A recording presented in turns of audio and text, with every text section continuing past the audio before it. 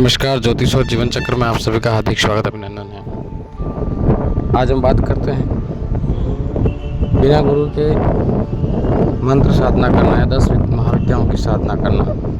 आप लोग जानते हैं कुछ लोग बिना गुरु के ही यूट्यूब पर या किसी माध्यम से वीडियो को देख करके या कहीं मार्केट में किताब को खरीद करके फिर उसमें जो लिखा होता है उसे पढ़ करके जो क्या पता कहाँ से वो मंत्र आया है, कैसा है, उसका विधान वास्तविक क्या है, तो उसको बिना देखे ही वो लोग क्या होते हैं पढ़ना प्रारंभ कर देते हैं और उसको सिद्ध करने की लालसा में और कुछ पाने की लालसा में उसको करने लग जाते हैं। ऐसी परिस्थितियों में फिर उन्हें दंड भुगतना पड़ता है। आइए हम जानते हैं, गुरुदेव से आज्ञा पाकर हम वीडियो को शुरू करते हैं। कुछ छोटी सी जानकारी आपके बीच में निवेदन कर रहा हूँ। माता रानी की कृपा से आप लोग स्वस्थ होंगे, प्रसन्न होंगे, इसी कामना के साथ में साधना के मार्ग में अगर आप लोग आना चाहते हो तो पहले गुरु शरण लो और अपना ऑरा मजबूत करो, और तीसरा अपने इष्ट को मजबूत करो। आप स्वयं धर्म के मार्ग पर नहीं हैं, आप स्वयं ईश्वर पर इतना पूर्ण विश्वास नहीं करते हैं, आप स्वयं पवित्र नहीं हैं, अपवित्र हैं, आपके भाव पवित्र नहीं हैं, आपके मन में लालसा है, स्वार्थ है, आप जीवन में जनलोक कल्याण करना नहीं चाहते हैं, निज स्वार्थ के लिए किसी साधना को सिद्ध करना चाहते हैं या किसी मंत्र को जागृत करना चाहते हैं, तो वो आपको दंड ही देगा, आपको नुकसान देगा।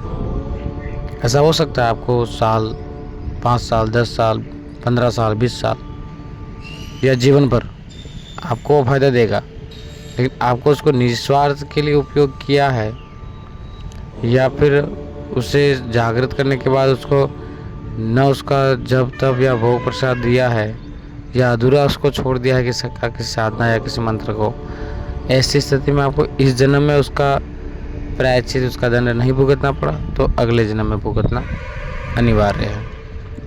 इसलिए गुरु शरण लीजिए, और बिना गुरु के आप करोगे तो ये सारे दंड आपको भुगतने पड़ेंगे। गुरु हमारी सनातन संस्कृति में गुरु क्यों रखा?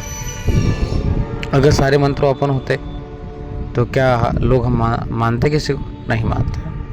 इसलिए हमारे महापुरुषों ने, ईश्वर ने, भोलेनाथ ने, हमारे साधु संतों ने, गुरुदेवों ने मंत्र को लॉक कर दिया, क्लिक कर दिया, शापित कर दिया, ताकि उनकी चाबी संतों, महापुरुषों और अपनी शाखा के अनुसार जो पंथ चले आ रहे हैं गुरुओं के, उनके पास ही वो विद्या हो और उन मंत्रों की चाबी, उन अनुष्ठानों की चाबी उन्हीं के पास में हो, ताकि वो जो उनकी शरण में जाएगा और उनके नियमों का पालन करेगा, उस वास्तविक मंत्र के नियमों का पालन करेगा, समझेगा, उसमें विश्वास, आस्था और भाव रखेगा, वही व्यक्ति उसको सीख पाएगा। बाकी वो मार्केट में, शहर में वो अनावश्यक कुपात्र व्यक्ति के पास में नहीं जा सकते। इसलिए गुरु के पास उस मंत्रों की चाबी दे देगी, तो गुरु जब जाते हैं, उनकी परीक्षा लेते हैं, देखते हैं, वो शक्ति भी आती है उनके साथ में, या जागृत होते हैं, वो देखती है कि साधक है, जाप कर रहा है मेरा, मुझे सिद्ध करना चाहता है, मेरी शक्ति का उपयोग करना चाहता है, तो कहाँ ये उपयोग करेगा, कैसे करेगा, किस स्थिति में करेगा और इससे ये कहाँ तक जाएगा, ये सारी चीज़ें देख करके फिर वो शक्ति अपने पास में आती है, हमें चुनती है। इसलिए इस बात का विशेष ध्यान रखें। गुरु के बिना अगर आप जब तब या कोई मंत्र करते हैं, आप घर पर डेली छोटी मोटी पूजा करते हैं, वो विषय अलग है, या अपने इष्ट को गुरु बनाइए, और इसके बाद में वो इष्ट स्वतः ही किसी व्यक्ति को मिला देगा आपको कि उससे मार्गदर्शन में सीख। इसलिए सीखे बिना गुरु के मार्गदर्शन के हमें तंत्र, मंत्र, यंत्र नहीं सीखना चाहिए। 10 महाविद्याएं आप जानते हैं। पहली विद्या महाकाली है और 8वीं विद्या माँ बगलामुखी है, 7वीं कमला है और ये जो तीनों महाविद्या हैं वो लोग प्रचंड रूप से इनकी साधना कर रहे हैं। बहुत न जाने कहाँ से उठ के क्या कर रहे हैं, कोई शमशान पे जा रहा है, को कहाँ जा रहा है, को कहाँ जा रहा है, को कहाँ जा रहा है। ये सब नहीं करना है आप लोगों को। आप लोगों को गुरु शरण लेनी है। जैसे जैसे समय होगा अपना इष्ट अपन को आगे बढ़ाता रहेगा। गुरु की परवरिश में हम जब माँ बच्चे को ऐसे परवरिश देकर बड़े करती है, गुरु हमें धीरे धीरे उस परवरिश के माध्यम से, उस शक्ति के माध्यम से हमें शिखर तक ले जाते हैं। हमें ये नहीं करना है कि कहीं से पढ़ लिया, यूट्यूब से देख लिया, इस मंत्र को पढ़ने से तुम करोड़पति हो जाओगे, इस मंत्र को पढ़ने से किसी महिला को, पुरुष को वश में कर दोगे, इस मंत्र को पढ़ने से तुम्हारा बॉस वशीकरण में हो जाएगा, इस मंत्र को पढ़ने से तुम रातों रात माला माल हो जाओगे, आज छिपा हुआ धन निकाल दोगे। ये सब अपवाद है, मैं नहीं मानता इस बात को। साधना में हजारों संत, हमारे साधु महात्मा, हजारों तपस्वी अनंत काल तक ध्यान योग में तपते रहेंगे। उनको प्रभु के दर्शन अंतिम समय हुए, जब उनका मोक्ष का समय आया, तो क्या शमशान पे इनके सामने काली और ये वास्तविक शक्ति आके खड़ी रहेगी? कोई भूत प्रेत चुड़ैल और ये सारी चीज़ें आके खड़ी रह जाती है, उनका आभास होता है, ये कहते हैं। और इसलिए गुरु शरण लें, गुरु आपको बचाएगा।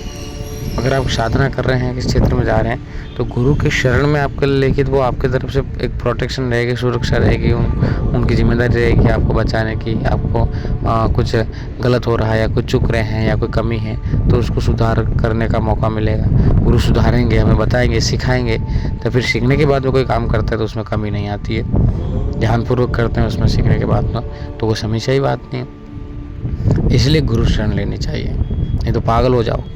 कोई शक्ति आपके सामने प्रकट हो गई और आपके साथ में प्रोटेक्शन नहीं, या आपने कोई मंत्र जाप कर रहे हो, कहीं अकेले एकांत में कर रहे हो, अकेले हो और आपका ऑरा मजबूत नहीं, आपके पास प्रोटेक्शन नहीं, कोई गुरु मंत्र नहीं है, गुरु की मंत्र की सुरक्षा आपके पास में नहीं है, या कोई नेगेटिव ऊर्जा उस मंत्र के प्रभाव से खींची आई और उसने आप पे अटैक कर लिया, या आपकी ऊर्जा को उसने प्राप्त करने की कोशिश की, क्या करोगे आप? कुछ भी नहीं आपके पास में, तो वो मंत्र भी जागृत नहीं हुआ है, आप तो कर रहे हो। नेगेटिव ऊर्जा आपको रोकेगी, वो इसलिए रोकेगी कि वो चाहती हैं कि अगर इसको रोकना ज़रूरी है, नहीं तो ये अगर हमें जागृत कर लेगा, ये सिद्धि कर लेगा, या कोई पॉजिटिव ऊर्जा इसके पास में बड़ी आ जाएगी, तो ये हमारे भूत प्रेतों चुड़ैलों की 12 बजा देगा, हमें परेशान करेगा, हमारे भोग प्रसाद को ग्रहण नहीं करने देगा, हम किसी शरीर में प्रवेश करके हम खेल नहीं पाएंगे। तो ये सारी चीज़ों के लिए रोकती है, इसलिए हमारा प्रोटेक्शन होना बहुत अनिवार्य है। इसलिए गुरु का मार्गदर्शन करें। अन्य इस विषय में कोई जानकारी चाहिए आपको, तो आप कमेंट कर सकते हैं। बिल्कुल सरल और साधारण और सीधी सी आम भाषा में आप लोगों के बीच में निवेदन कर रहा हूँ। माता रानी आप सब पर कृपा करें। गुरुदेव सदगुरु भगवान की आप पर सदैव कृपा बनी रहे। गुरुदेव के सानिध्य में ही आपका चाहे वो तंत्र मार्ग हो, चाहे वो साधना मार्ग हो, चाहे वो आध्यात्मिक क्षेत्र से प्रभु के मोक्ष का रास्ता हो, आप गुरु के सानिध्य में ही करें। इसी कामना के साथ में धन्यवाद।